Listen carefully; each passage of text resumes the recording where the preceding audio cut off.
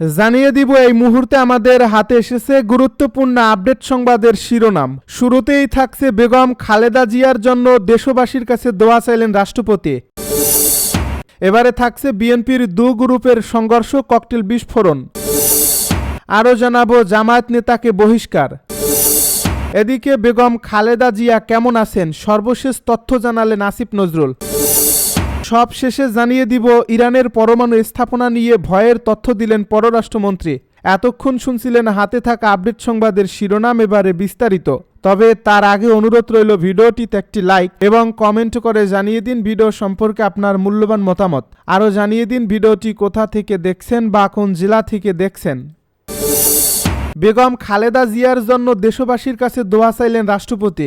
খালেদা জিয়ার আশু রোগ মুক্তি কামনায় দেশবাসীর কাছে দোয়া প্রার্থনা করছেন রাষ্ট্রপতি। শনিবার রাষ্ট্রপতির সহকারী একান্ত সচিব মোহাম্মদ সাগর হোসেনের পাঠানো বার্তায় রাষ্ট্রপতির সংকটাপন্ন খালেদা জিয়ার জন্য দেশবাসীর কাছে এ দোয়া প্রার্থনা করেন। এর আগে গতকাল বেগম খালেদা জিয়ার বর্তমান শারীরিক অবস্থার বিষয়ে গভীর উদ্বেগ প্রকাশ করেছেন প্রধান উপদেষ্টা প্রফেসর মোহাম্মদ ইউনূস। তিনি নিয়মিতভাবে বেগম খালেদা জিয়ার স্বাস্থ্যের অগ্রগতি সম্পর্কে খোঁজ খবর রাখছেন এবং প্রয়োজনীয় সব চিকিৎসা সহায়তা নিশ্চিত করতে সংশ্লিষ্ট সবার প্রতি নির্দেশ দিয়েছেন।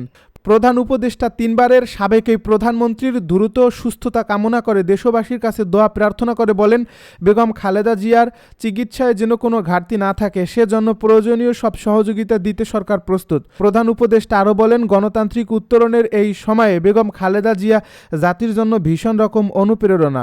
তার সুস্বাস্থ্য দেশের জন্য অত্যন্ত গুরুত্বপূর্ণ। তিনি সংশ্লিষ্ট সবাইকে প্রয়োজনীয় সব সহায়তা ও সমন্বয়ে সার্বক্ষণিক প্রস্তুত থাকার নির্দেশ প্রদান করেন। বিএনপির দু গ্রুপের সংঘর্ষ, ককটেল বিস্ফোরণ। রাজশাহীতে বিএনপির দু গ্রুপের মধ্যে সংঘর্ষের ঘটনা ঘটছে। শুক্রবার রাত 8:30টায় মহানগরীর 4 নম্বর ওয়ার্ডে সংঘর্ষের সময় ককটেল বিস্ফোরণ ঘটে। একই সঙ্গে 4 নম্বর ওয়ার্ডের দলীয় কার্যালয় ভাঙচুর চালানো হয়। সংঘর্ষের কেন্দ্রবিন্দু ছিলেন 4 নম্বর ওয়ার্ডের সাবেক সাধারণ সম্পাদক ও কাউন্সিলর রুহুল আমিন টুনু। এ ঘটনায় এলাকায় বিএনপির দুপক্ষের মধ্যে উত্তেজনা ছড়িয়ে পড়ছে। দলীয় নেতাকর্মীরা জানান, রাত 8টায় ওয়ার্ড কার্যালয়ে বিএনপি চেয়ারপারসন বেগম খালেদা জিয়ার রোগমুক্তি কামনায় দোয়া মাহফিল ও নির্বাচনী প্রচারণার জন্য সভা আহ্বান করা হয়। এ সভায় টুনু, রাজপাড়া থানা বিএনপির সভাপতি মিজানুর রহমান, সাধারণ সম্পাদক আমিনুল ইসলাম সহ অন্যান্য নেতারা উপস্থিত ছিলেন। তবে ওয়ার্ড বিএনপির সভাপতি রকিব উদ্দিন টুটুল এবং তার অনুসারীরা টুনুর উপস্থিতি মেনে নিতে পারেনি। তারা দলীয় কার্যালয়ে গিয়ে টুনুকে জোরপূর্বক বের করার চেষ্টা করেন এবং তাকে গালাগালি করেন। এ ঘটনায় দুপক্ষের মধ্যে সংঘর্ষ বাধে। টুটুলের অনুসারীরা দলীয় কার্যালয়ের দরজা ভাঙচুর করে।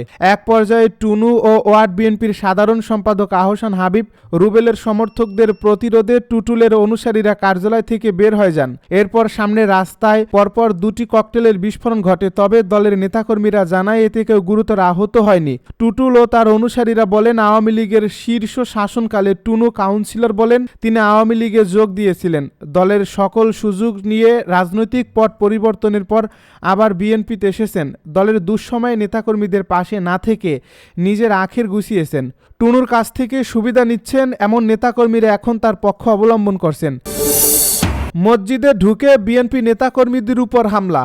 গাজীপুর জেলা সদর জামায়াতের ওয়ার্ড সেক্রেটারি জিল্লুর রহমানের সদস্য পদ বাতিল করে তাকে সংগঠনের সব পদ থেকে স্থায়ীভাবে বহিষ্কার করা হয়েছে।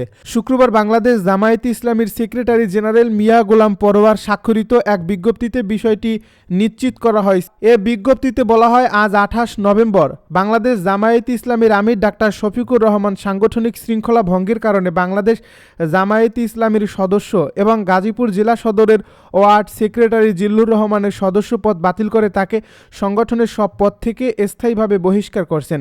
এই বিজ্ঞপ্তিতে আরও বলা হয়, এই সিদ্ধান্ত অবিলম্বে কার্যকর করার জন্য গাজীপুর জেলা সংগঠনকে নির্দেশ প্রদান করা হয়েছে। খালেদা জিয়া কেমন আছেন সর্বশেষ তথ্য জানালেন আসিফ নজরুল।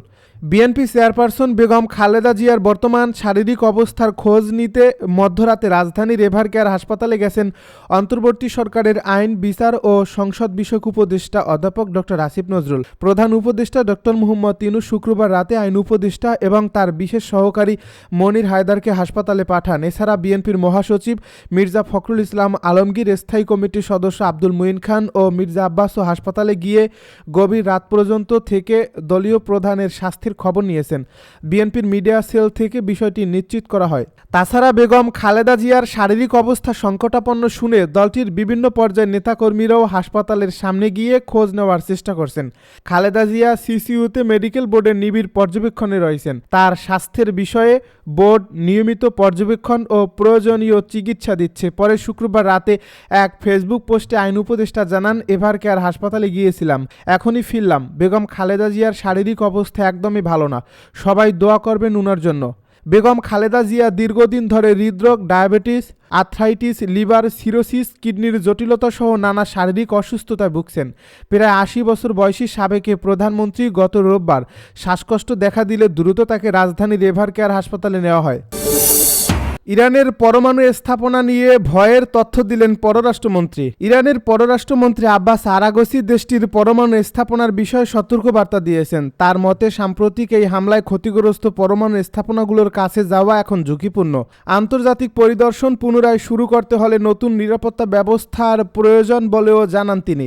বুধবার প্যারিসে ফ্রান্স ২৪-এ দেওয়া এক সাক্ষাৎকারে আরাগচি বলেন, নিরাপত্তা জনিত কারণে এখন এই স্থাপনাগুলোর কাছে যাওয়া বিপজ্জনক। সেখানে অবিস্ফোরিত গোলাবারুদ রয়েছে, পাশাপাশি রেডিও অ্যাক্টিভিটির ঝুঁকিও আছে। তিনি জানান, যে কেন্দ্রগুলো হামলার শিকার হয়নি সেগুলোতে আন্তর্জাতিক পারমাণবিক শক্তি সংস্থা পরিদর্শন চালিয়ে যাচ্ছে। তবে ক্ষতিগ্রস্ত স্থাপনায় প্রবেশ করতে হলে নতুন কাঠামো ও উপযুক্ত পদ্ধতি দরকার। আন্তর্জাতিক পারমাণবিক শক্তি সংস্থার বোর্ড অব গভর্নর্সের সাম্প্রতিক প্রস্তাবকে তিনি রাজনৈতিক ও একপেশে বলে মন্তব্য করেন। তার মতে এ প্রস্তাবে ইরানের পরমাণু স্থাপনায় চালানো এই হামলার বাস্তবতা উপেক্ষা করা হয়েছে। আরাগচি বলেন, স্থির বাস্তবতাকে বাদ দিলে সেটা ভুল সিদ্ধান্ত। তিনি আরও জানান, এই সংস্থাটির মহাপরিচালক রাফায়েল গ্রোসির সঙ্গে আগে কায়রোতে হওয়া সমঝোতার মধ্যেই স্বীকার করা হয়েছিল যে এই হামলার পর পরিস্থিতি বদলে গেছে এবং নতুন পরিদর্শন প্রোটোকল প্রয়োজন হবে। এখন সে বিষয় থেকে সরে আসা ঠিক হবে না বলেও মনে করেন তিনি।